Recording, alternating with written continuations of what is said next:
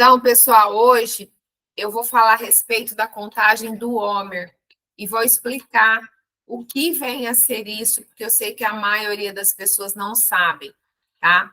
Então, eu já expliquei que nós estamos numa semana profética, né? Nós estamos numa semana profética. Domingo às 18 horas nós abrimos o portal da festa de Pêssah, né, que é a Páscoa. Segunda, às 18 horas, nós iniciamos a festa dos pães ázimos e começamos, então, a contagem dos 49 dias do Homer. E o que é um Homer? É uma medida, seja de cevada ou de qualquer outro grão. Eu já falei para vocês a respeito da tradução, né, de várias traduções aí que a Bíblia original sofreu, e muitas palavras elas foram modificadas, mas em Êxodo 16:16, eu vou ler para vocês na Bíblia literal do texto tradicional, diz assim: esta é a palavra que o Senhor tem mandado. Colhei dele cada homem conforme ao que pode comer. Um homer por cabeça, segundo o número das vossas almas. Cada homem tomará para os que se acharem na sua tenda. A maioria das traduções, essa palavra homer, ela foi traduzida como gomer, ok? Que muda totalmente, sim, muda, né, totalmente a palavra. Então, aqui, nós temos a primeira chave espiritual.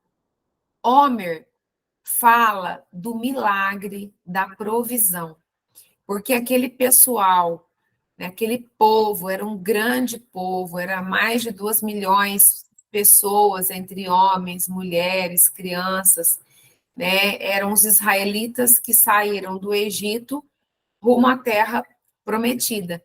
Então, imagina o milagre. Eles recebiam todos os dias, né, uma porção de homer, de maná, que isso os alimentou durante todo aquele tempo. Em Levítico 23, 15 e 16, diz assim: e contareis para vós, desde o dia seguinte ao primeiro dia festivo, desde o dia em que tiverdes trazido o homer da movimentação. 7 semanas completas serão. Até o dia seguinte da 7ª semana, contareis 50 dias. Então, vamos entender. Bom, então, depois de Pêssah, né, nós começamos a nossa contagem do Homer. E vamos continuar noite após noite até Shavuot, que é a festa de Pentecostes, ou a festa das semanas, ou a festa das 7 semanas. Aparece dessa forma na Bíblia. Então, na contagem do Homer, os que entraram no portal profético de Pêssah, durante esses 41 dias, né, eu já tenho ministrado, já tenho colocado palavras proféticas, versículos bíblicos, né, tenho levado vocês a fazerem declarações de bênção, né, claro, baseado na palavra de Deus, eu estou colocando os versículos bíblicos, que são declarações dentro da palavra do eterno Deus, né, porque o nosso Deus, ele é eterno. E eu vou continuar colocando todos os dias, né? Assim que der 18 horas, 18:05, eu já vou estar colocando a palavra profética. E eu, na verdade, gostaria de incentivar vocês a declarar essas palavras. Eu estou colocando essa palavra profética tanto no grupo da comunidade como no grupo dos membros, ok? Então, agora, depois no final eu sempre esclareço dúvidas, ok? Então, absorvam a palavra, busquem o entendimento da parte do Senhor, depois no final eu vou esclarecer dúvidas, porque eu sei que é novo essa visão, essa palavra, para a maioria das pessoas nunca ouviram falar. Então, agora vamos falar a respeito da oferta do Homer. A oferta do Homer era uma expressão de reconhecimento pela colheita e pela provisão de Deus. Além disso, a contagem do Homer simboliza a jornada espiritual do povo judeu desde a libertação do Egito até a revelação das tábuas da lei no Monte Sinai. Ok? Quando nós chegamos no Novo Testamento, né, porque eu não sei se vocês sabem, mas o Novo Testamento é a revelação do Velho ou do Antigo Testamento, certo? O Novo Testamento é a revelação do Antigo ou do Velho Testamento. Por isso que a Bíblia é uma só. O Pentecostes, no Novo Testamento, ele é celebrado 50 dias depois da Páscoa e no 10º dia depois da ascensão de Jesus. Porque depois que Jesus ressuscitou, ele ficou 40 dias ministrando e ensinando aos seus discípulos. E quando faltavam 10 dias, os discípulos, eles permaneceram no cenáculo até a descida do Espírito Santo no dia de Pentecostes. Então, o momento ideal, né, da contagem do Homer é logo no início da noite, né, logo depois das 18 horas, né, e vai ser mantida assim ao longo de todo o período de 49 dias.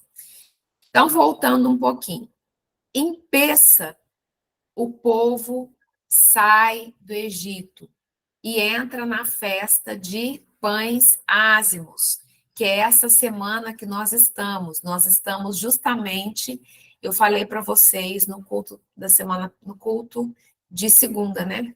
Eu falei, foi essa semana, eu falei que essa é uma semana profética, e nós estamos ainda nessa semana profética, né? Nós estamos agora na festa dos pães ázimos. Porém, né, já começou a contagem do Homer. E a contagem do Homer, a gente também pode dizer que é um momento de purificação para receber o Espírito Santo. Nós somos templo do Espírito. O Espírito Santo, ele não habita, né, em casa que não esteja de acordo, né, com aquilo que o Senhor deseja, né? Nós somos templo. E eu quero trazer para vocês um entendimento sobre essa questão de festas, né? A Bíblia, ela nos ordena celebrar três festas, tá? Que a primeira, né, é a festa de Pessa, que acontece, né, praticamente, né, junto com pães ázimos, né? Então tem Pessa e depois já começa pães ázimos, que é essa semana que nós estamos agora. Depois, Pentecostes, ou festa das 7 semanas, ou Shavuot, que acontece, né, 50 dias depois de Pessa, e depois, então, Tabernáculos, ou festa das cabanas, né, que é também chamado de Sucote, que vai acontecer esse ano em outubro, ok? E eu quero ler para vocês essa ordenança.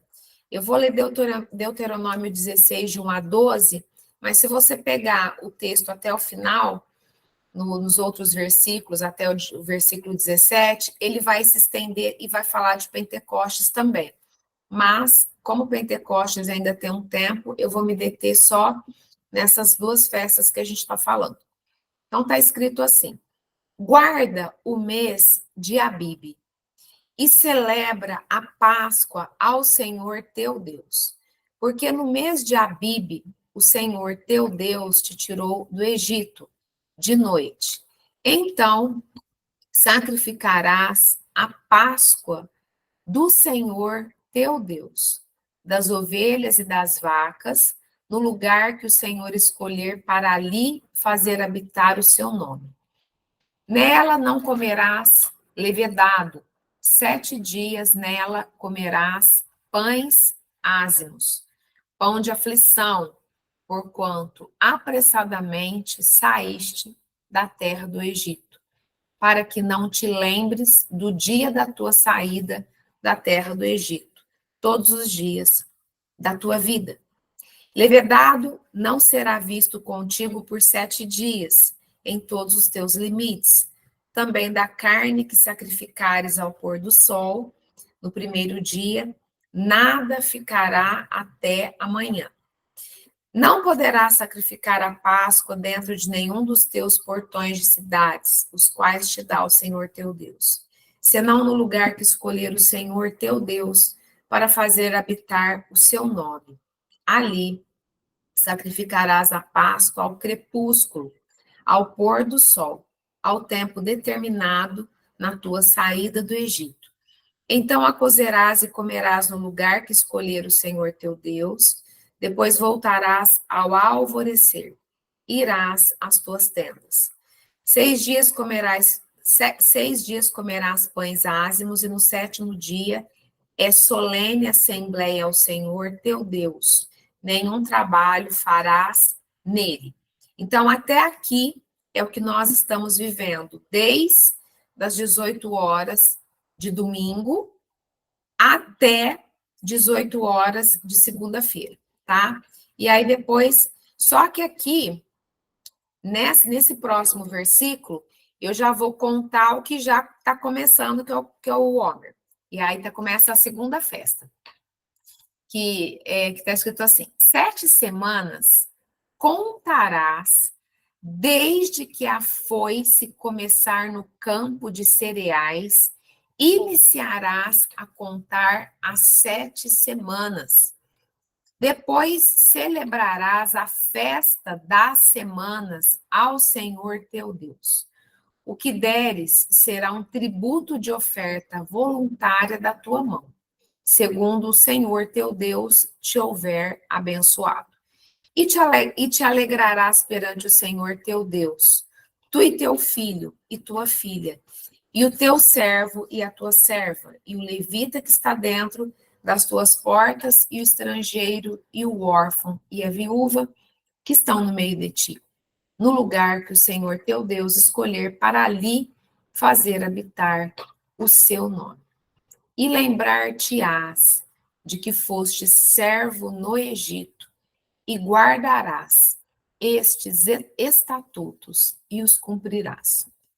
Então, em algum momento das nossas vidas, mesmo aqueles que nasceram já num lar cristão, em algum momento, né, se não foi você, foram os seus pais ou seus antepassados, foi resgatado de um período de escravidão, porque a escravidão fala, né, de trevas, fala do domínio de Satanás, né? Então, o Senhor, naquele texto de Êxodo que eu li na segunda-feira e também na quarta-feira da semana passada, fala, então, que era uma festa que era para ser celebrado perpetuamente, para sempre, de geração em geração.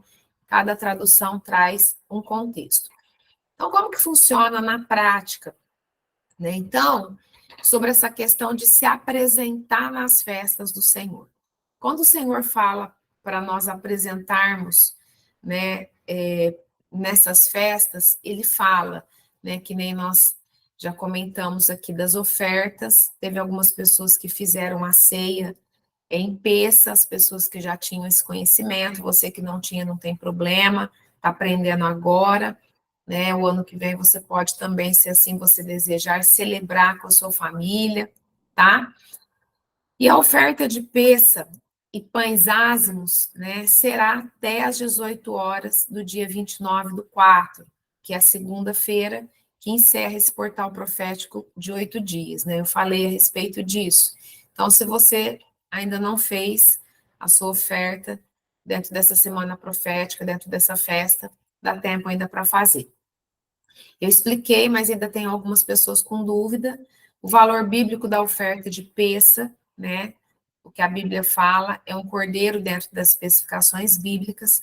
Porém, quem não tem, quem não sabia, quem não tinha se programado, faça de acordo com as suas possibilidades.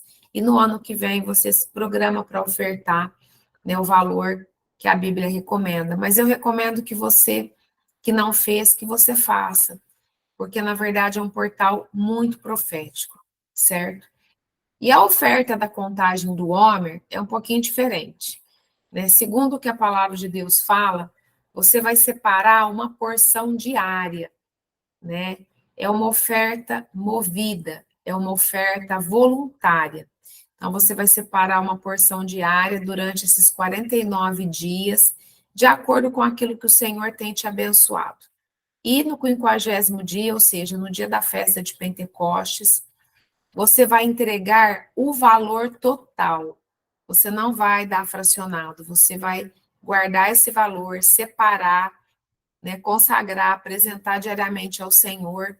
E no dia da festa de Pentecostes, você então vai apresentar todo o valor que você fez, né, que você juntou durante todos esses 49 dias, e você vai entregar para, né, um pastor, para um sacerdote, que vai receber e vai subir essa oferta sobre a sua vida. E muitos perguntam, pastora, pode ser por qualquer pastor? Tem que ser um pastor que esteja dentro dessa visão, que tenha esse entendimento, porque senão ele não vai nem saber por que, que ele está recebendo, muito menos como ele vai orar, né? E o que, que acontece? Na Bíblia, existe um princípio de concordância. Tudo aquilo que nós concordamos na terra é concordado no céu. Então, toda oração, ela tem que subir com identidade. Nós precisamos falar, apresentar ao Senhor a oferta e falar por que que nós estamos orando e liberar as promessas que ele determinou na palavra dele por qualquer tipo de oferta que seja, ok? Cada uma tem uma promessa específica, certo? Então, isso é muito importante. E eu quero tirar uma dúvida, porque eu sei que essa dúvida vai surgir, porque toda pessoa que chega diante dessa revelação, eu sei que tem dúvida, porque não é algo que, né, as igrejas têm falado, têm trazido esse tipo de palavra.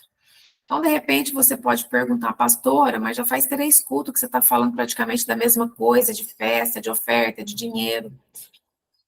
Eu sei que isso passa pela sua cabeça. Porém, né, porque quando a pessoa não tem entendimento, né, isso acontece porque a gente sabe que o inimigo ele não quer que as pessoas sejam abençoadas.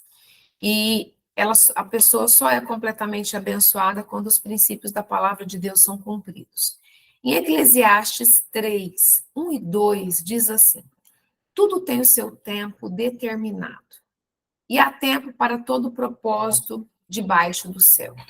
Há tempo de nascer e tempo de morrer, tempo de plantar e tempo de arrancar o que se plantou. Então, eu quero te trazer um entendimento, eu já falei a respeito disso, mas eu quero te trazer um outro entendimento sobre isso. Nós estamos aqui no Brasil, dentro do calendário que nos foi imposto, porque o calendário que a gente segue, que é o calendário gregoriano, ele não é o calendário bíblico, né? Eu falei isso alguns cultos atrás. Então, nós estamos aqui no mês de abril, tá?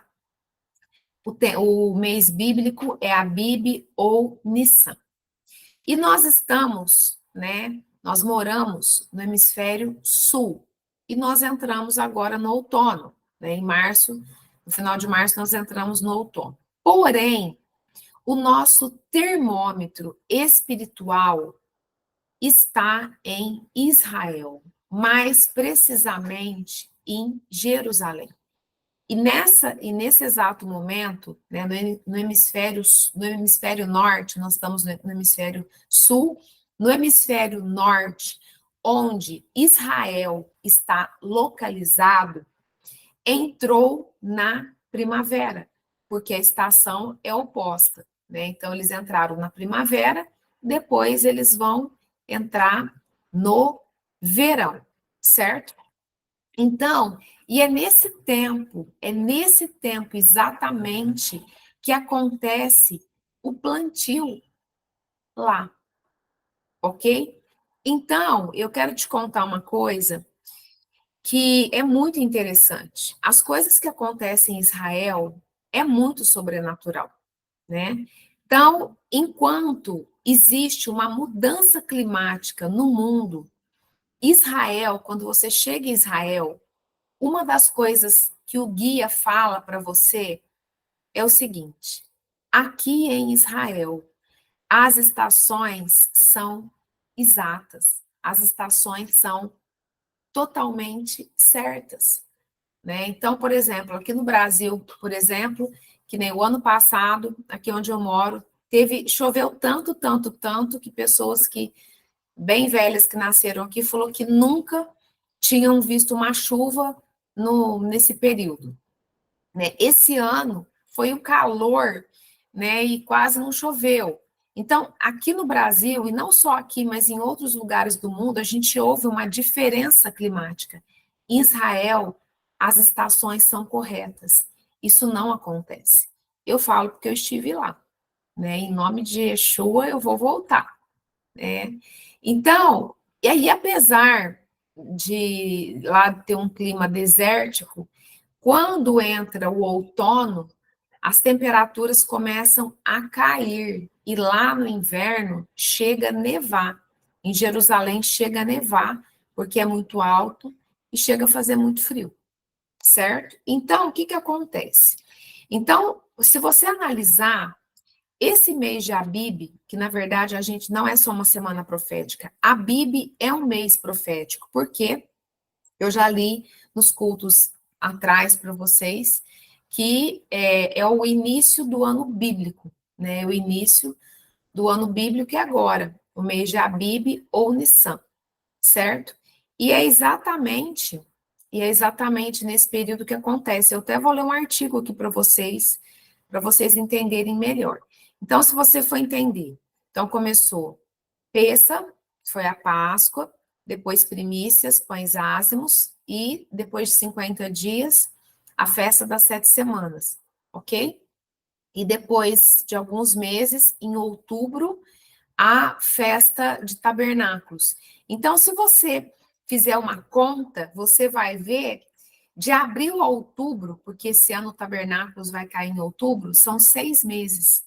Então, o Senhor, ele prepara esse tempo de plantio, quando ele fala para que nós venhamos nos apresentar nessas festas. Por quê? Porque depois do plantio vem a colheita, certo? E eu tenho falado, né, para quem me acompanha, essa parte, quando eu falo de libertação financeira, você precisa entender que o dinheiro não é físico, mas o dinheiro é espiritual. E eu separei uma matéria aqui que eu quero ler para vocês, que é uma curiosidade, né? Então, qual é a época da colheita de trigo, né, em Israel, nos tempos bíblicos? Então, está escrito assim: seguidamente na Bíblia, nomeia trigo, cevada, videira, figueira como frutos da terra de Israel. O trigo e a cevada, videiras e figueiras, romãzeiras, azeite de oliva e mel de tâmara. Olhando as 7 festas principais de Israel, vamos constatar que existe uma ligação muito estreita com a colheita dos cereais ou o fim de colheita. Podemos ver os momentos de colheita de 3 dos principais produtos agrícolas de Israel: o linho, cevada e trigo. Destes 3 cereais, o trigo é o último a ser colhido, né? Então, não sei se vocês lembram, quando eu falei, acho que faz uns 15 dias atrás, quando eu comecei a falar de peça, que era o tempo, né, de plantio de cevada e de trigo. Então, olha só, o linho. O primeiro de todos os cereais a serem colhidos é o linho, assim descrito na Bíblia. No 12º mês, Adar, entre fevereiro e março, ou no início de Nissan, março, abril, que é o mês que nós estamos. O primeiro mês do calendário, né, bíblico. Assim, era processada a colheita.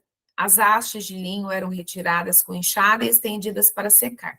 Isso aparece no episódio com a prostituta Raabe. As hastes de linho estavam estendidas no terraço da casa de Raabe, quando ela escondeu os espiões.